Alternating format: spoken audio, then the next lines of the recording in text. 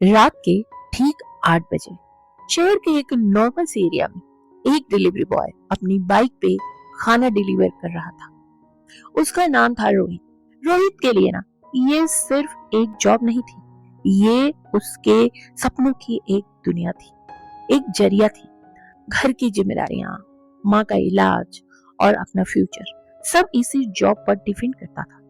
एक दिन उसके फोन पर एक ऑर्डर आता है। एड्रेस था फ्लैट नंबर 304। जैसे ही रोहित वहां पहुंचा, दरवाजा खुल गया और उसने जो देखा, उसकी सांसें कुछ पल के लिए रुक सी गईं, क्योंकि सामने दरवाजे पर खड़ी थी एक बहुत ही खूबसूरत लड़की। सफेद सूट, खुले बाल और चेहरे पर एक हल्की सी स्माइल। उसकी आंखों में ना कुछ अलग ही बात थी, जैसे वो सिर्फ रोहित को ही देख रही हो। लड़की ने प्यार से खाना लिया और बिना कुछ बोले अंदर चली गई। उस दिन रोहित का दिल वहीं छूट गया। और अगले दिन फिर वही ऑर्डर, फिर वही फ्लैट और फिर वही प्यारी सी लड़की, रोज ठीक 8 बजे। और अब तो ये डेली का सिलसिला हो गया था। वही लड़की दरवाजा खोलती और वही हल्की सी स्माइल और वही खामोशी।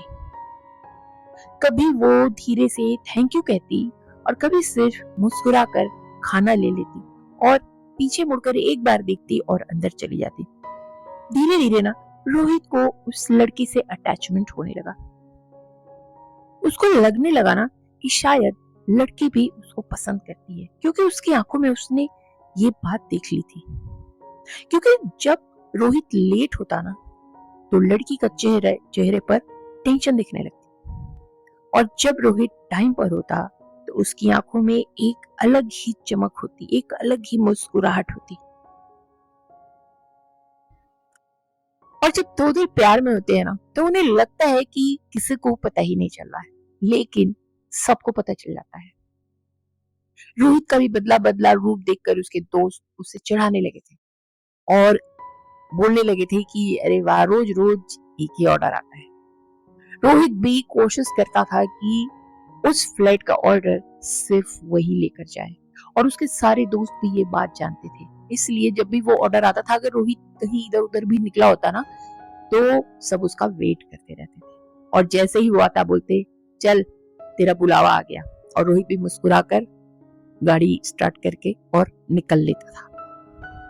फिर एक दिन रोहित ने सोचा, आज ना मैं अपनी दिल की बात जरूर कह दूंगा, क्योंकि अब बस बहुत हो गया। उसने खुद को बहुत हिम्मत दी, बाइक पार्क की और बेल बजाई। बट अंदर से उसका दिल जोर जोर से धड़क रहा था कि वो क्या बोलेगा, कैसे बोलेगा।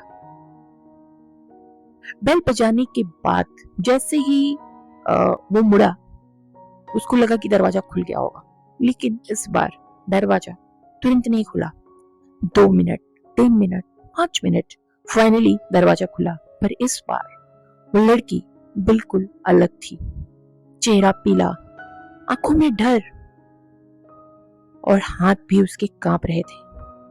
उसने बिना कुछ बोले खाने को झपट लिया और ऑलमोस्ट भागते हुए अंदर चली गई।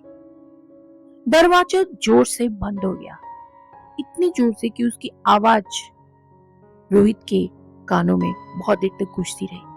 रोहित वहीं खड़ा रह गया, हक्का बक्का सा, और उसका दिल अभी भी जोर जोर से धड़क रहा था। थोड़ी देर बाद ही वो मायूसी के साथ नीचे उतरने लगा। बहुत मायूस था, क्योंकि जो सोचा था वो नहीं हुआ। तो उसे लगा कि अंदर से कुछ हल्की हल्की सी आवाजें आ रही हैं, जिससे कोई रो रहा हो, जिससे कोई हेल्प मांग रहा हो। रोहित का दिल घबरा गया। उसने सोचा, कहीं वो लड़की किसी प्रॉब्लम में तो नहीं, मैं सिर्फ अपनी बात सोच रहा हूँ। क्या पता वो लड़की किसी मुसीबत में हो, क्योंकि आज वो कुछ अजीब सी ही लगी।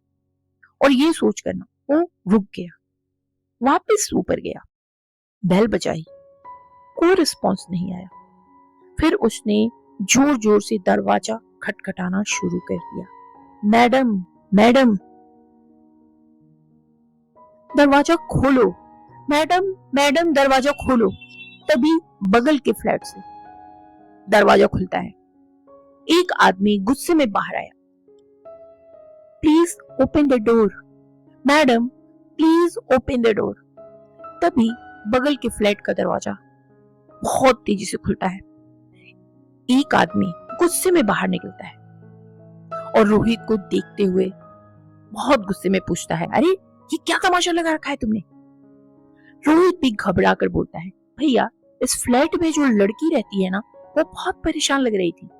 अंदर से कुछ अजीब सी आवाजें भी आ रही हैं, शायद वो किसी ट्रबल में है। वो आदमी रोहित को घूरने लगता है, उसकी आंखें अजीब सी हो जाती हैं और फिर वो जो बोलता है ना, उस बात ने रोहित के पैरों तले जमीन ही खिसका दी। वो आदमी धीरे से बोला, कौन सी लड़की?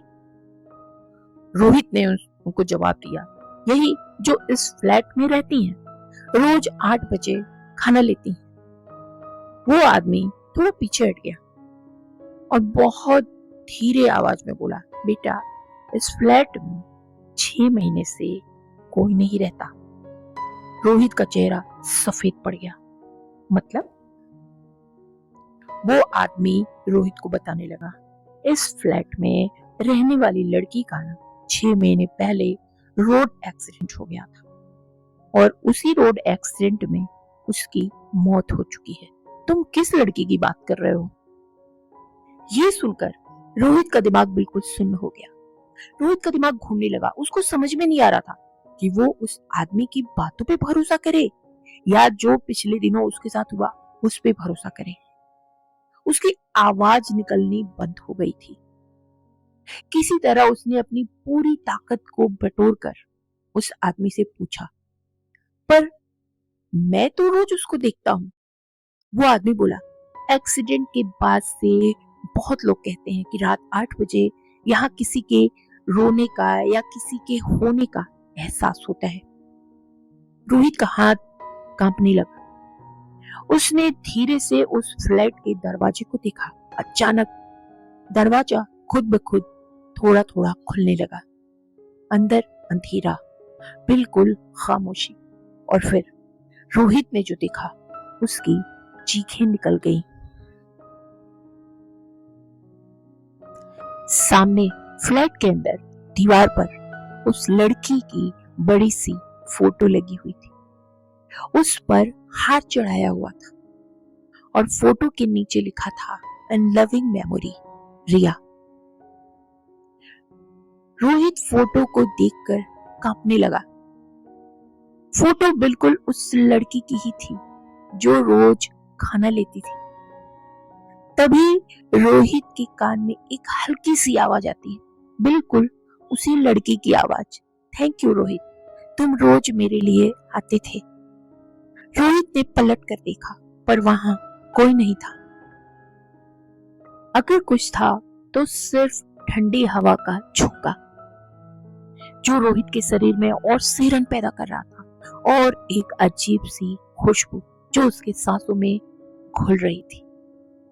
अगले दिन से फ्लैट नंबर 304 का ऑर्डर आना बंद हो गया, पर रोहित आज भी कहता है, रात के 8 बजे उस फ्लैट के बाहर खड़े होने पर उसे किसी के होने का एहसास होता है। उसे किसी के आसपास चलने की सरसराहट आती है और उसे किसी के सांस लेने की खुशबू भी आती है, जैसे कोई आज भी खाने का इंतजार कर रहा हो।